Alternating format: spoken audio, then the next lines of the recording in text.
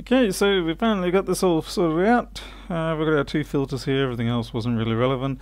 And we've got the big 5v7 filters. The connector should be clean enough to make a contact. So here's hoping this boots up in a way that I can get the data off. So we only need to get the data off. This here was the camera audio. Don't really need that. All we want is to boot and get our data off. So hopefully all these pins here are now sitting tight and not floating around like they were before. It's quite amazing that with the water damage and whatnot, that it eats away the lead-free solder. It probably does the same for leaded solder too, and leaves those pins floating there. And let's see. Alright, so let's give it a go. Fingers crossed.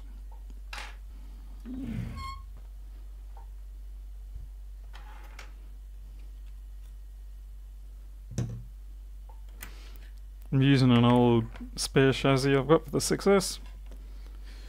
Even though I've got a sticker here that says, "Do not touch power, water damaged." But that was referring to the old card that was in the old board that was in there. We don't really need much, just dock and screen. In fact, don't even really need to plug anything else other than the first one, but I'll just put this one here for habit. We do have the home button connector, but it's not very active. I seem to have run out of my iPhone 6 batteries, 6S batteries, so I'm going to use the 6 Plus, which has the same connection. Okay, let's get my window open.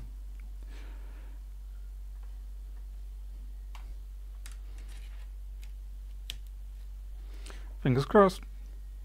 Oh, Apple logo. We didn't have that before.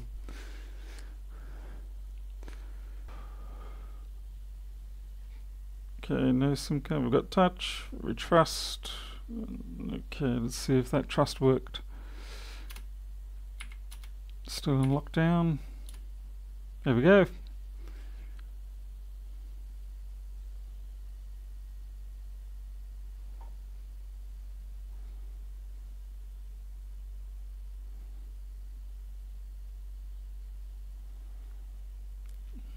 Sometimes these things take a little while. Look at the information for this.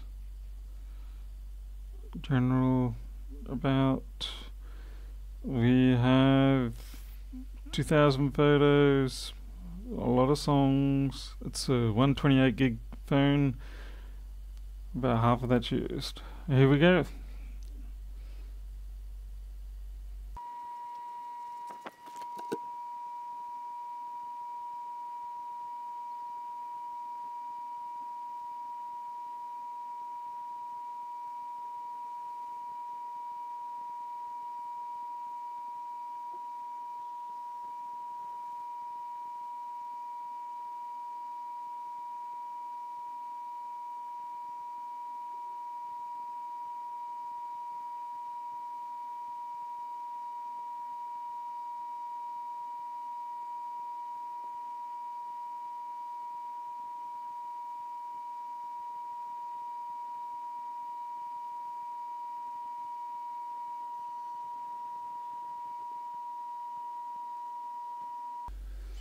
Alright, there we go. We got our data going all copied over.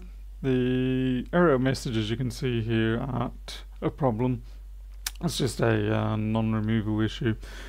That is a proper backup, and if I want to, I can use iDevice Unback to decode that into human readable form. So fortunately now, at least, the customer's got the data. I'll copy that over to a USB stick.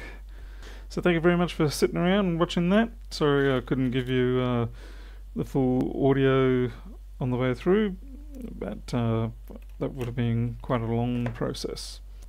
Alright, so I hope you all have successful repairs for yourselves, and fortunately we were lucky with that one. It was only just that top section that was damaged, and it didn't get into any of the major chips down under the shields. So very lucky there, and it was still a fair bit of work. So definitely earn my money on that one. Alright, until next time, catch you all later.